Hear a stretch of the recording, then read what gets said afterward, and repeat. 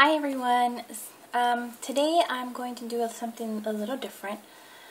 I'm going to start my pregnancy vlog, so I just wanted to wait till I went to the doctors and got the exact months or weeks that I am and things like that. So I went to the doctors, I believe it was last week, and I turned 2 months yesterday. I'm sorry, not yesterday, I'm just everywhere, but I turned 2 months on Saturday, so I'm about 8 weeks and 3 or 4 days around there. I have been feeling good. I have no nausea. I guess I'm one of the lucky ones. I don't want to brag, but I mean, I feel fine. I don't have nausea. I haven't been throwing up. Again, this is kind of the same that happened with my first pregnancy, so I kind of expected it to be that way. But some of the symptoms I do have is I'm exhausted. From when I wake up to when I go to sleep, I'm exhausted.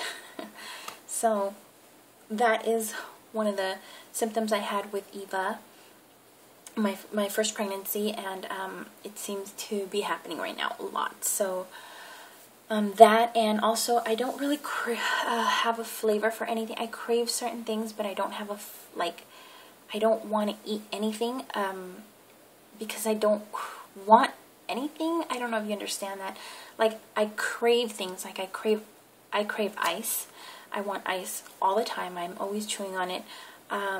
Fruit and things like that.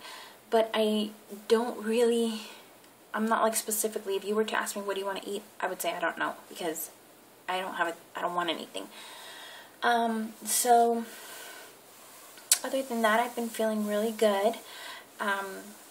I wanted to make a video that was a little different. I wanted to share my story with you guys. It's nothing major. It's nothing huge. I know a lot of people have gone through a lot worse, and I'm one of the lucky ones. I know that, but I wanted to share it with you guys because first of all, I just wanted to give glory to God with my story, because the things He's done in my life are just amazing. So I thought I would just kind of give you guys a little bit of the story of my first pregnancy and how we're here now. So so yeah, let me just get right into that. My husband and I have been married for about 5 years. We're going on 6 in January. The year we got married, we decided we wanted to start trying for a baby 6 months after. So we started trying. I got off my birth control pills that I was taking. It was, you know, a happy time for us, because we were actually wanting to start a family. We were really trying and everything. But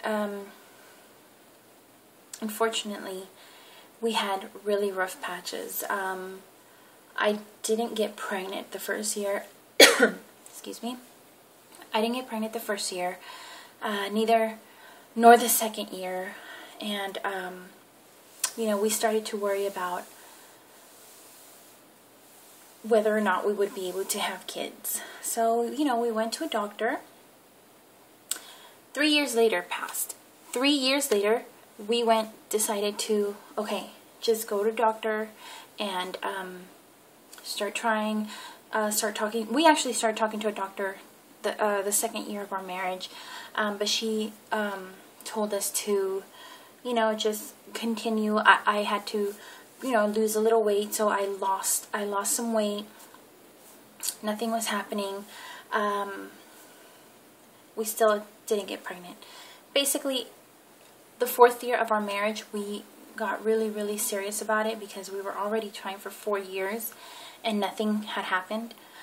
So we went to an infertility doctor. But I wanted to share with you guys, throughout all those 4 years, you know, I had different feelings. Like, I would always tell God, God, why me? You know, why is this happening to me? Why can't I have a baby? What is it? Something I'm doing?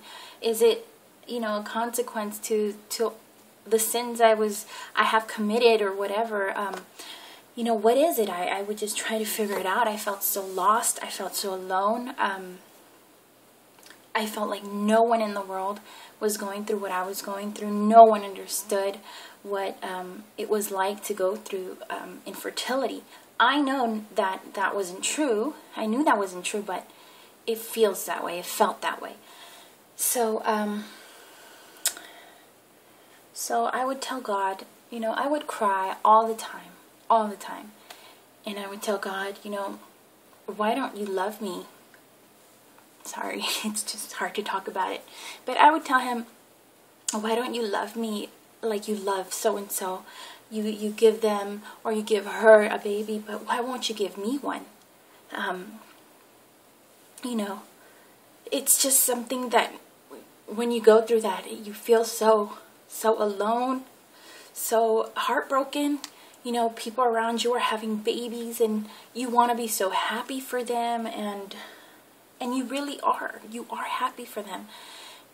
But for me, it was every time someone would tell me, guess what, I'm pregnant, or people that didn't even want babies or weren't planning for them or weren't ready for them according to them, were having babies. And it was just a really hard time in my life, because every time I would hear so-and-so is pregnant, or I am pregnant, or da-da-da, it would literally, my heart would break into pieces, and it would hurt so bad, because they had what I wanted the most. They had what I wanted. They were experiencing what I wanted to experience the most.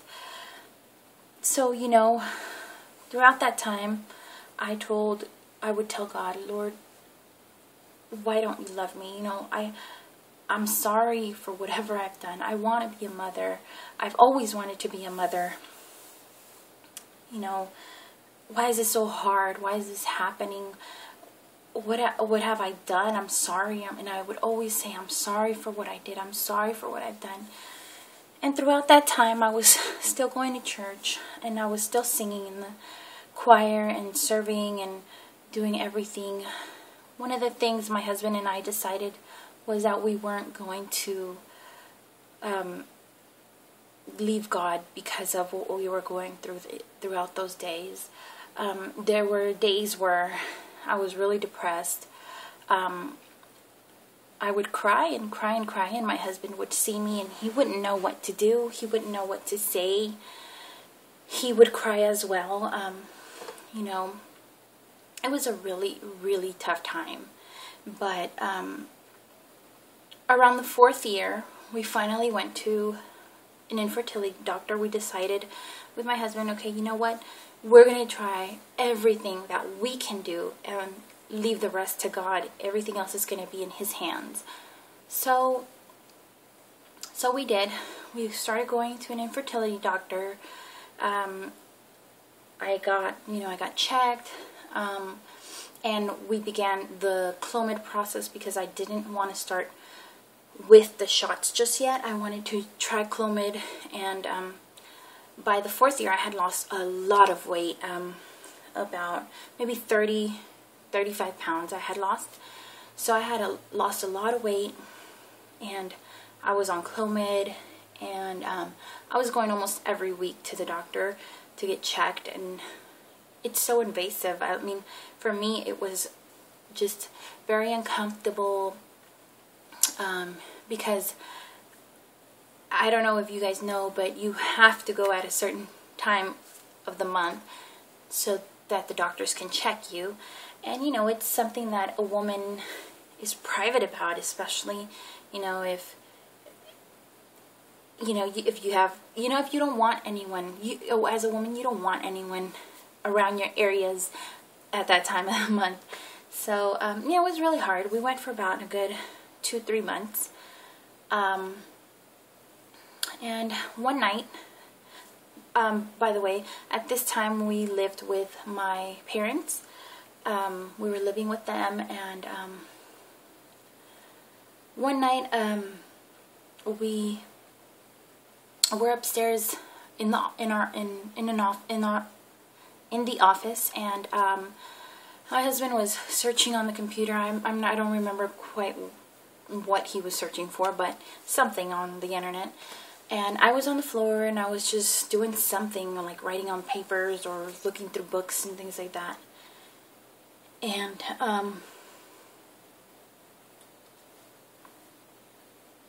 I told him, I don't want to do it anymore. I don't want to try for a baby. I don't want to try anymore because it's too hard. It's been 4 years, and if God doesn't want me to be a mother, then I won't be a mother, and I'm okay with that. That was one of the hardest things for me to say, but you know, I just came to that point in my life where I couldn't do it anymore. I'm sorry. I'm sorry. But I just told my husband, I don't want to do it anymore. I don't want to do the infertility. I don't want to try. If God doesn't want me to be a mother, I won't be a mother. And that's okay. I'm okay with that. If he never wants to give me a child, I'm okay with that. So that's what we did. You know, my husband got on the floor with me, and he hugged me, and we both were crying. And we started praying.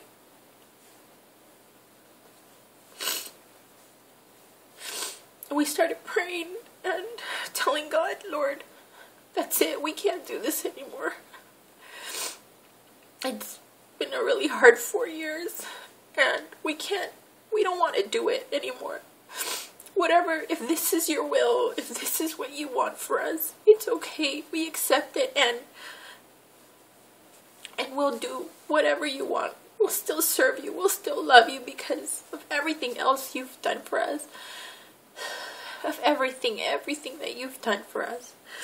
And we just accepted it right there in that moment. We accepted the fact that we might never have kids, and that might be what God's will was for our life. One of the things he wanted for us in our lives. And, you know, we just kind of came to the realization that, you know, if we're going to say, Lord, do your will in my life, we can't keep fighting it and fighting it and fighting it. So we just kind of decided that was it for us. We weren't going to try. We weren't going to continue with infertility treatments or anything like that. We were just going to let it be. My parents heard us. I guess they heard us crying.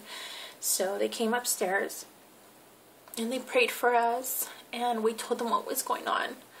And they prayed for us, and you know, we kind of left it. We left it at that.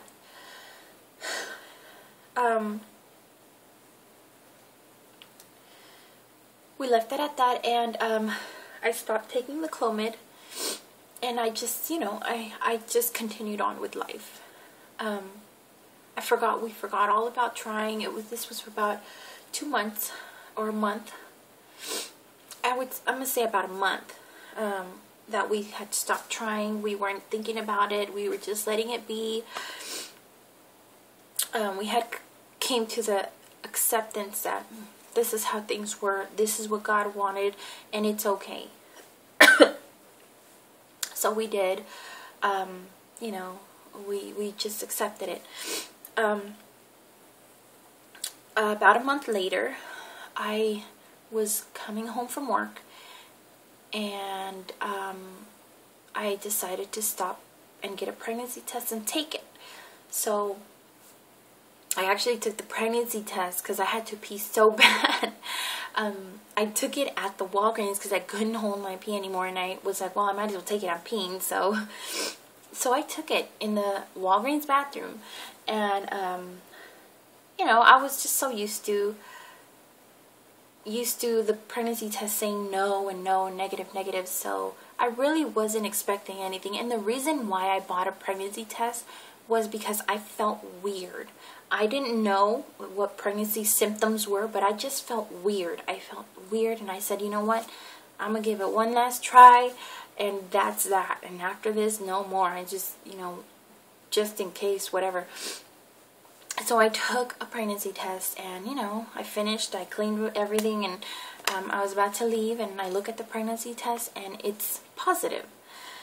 So I look at the box, and I look at the pregnancy test, and I'm like, wait a minute, I'm reading this wrong. This can't be right. It can't be positive because I can't get pregnant.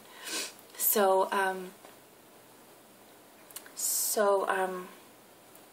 pretty much when I realized that it was positive, I just started crying. I I ran out the bathroom.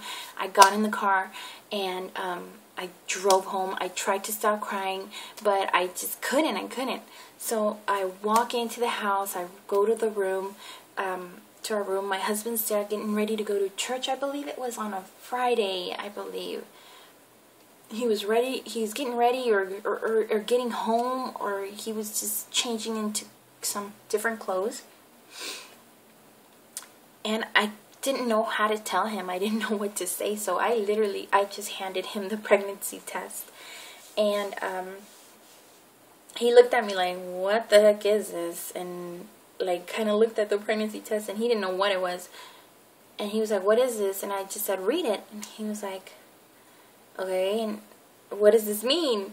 And so I threw the box at him. Not like threw it at him, but I gave it to him. And he held it up, and for I'm going to say a good minute or two, he was just staring at the box and the pregnancy test. And he finally got it, and I said, I'm pregnant.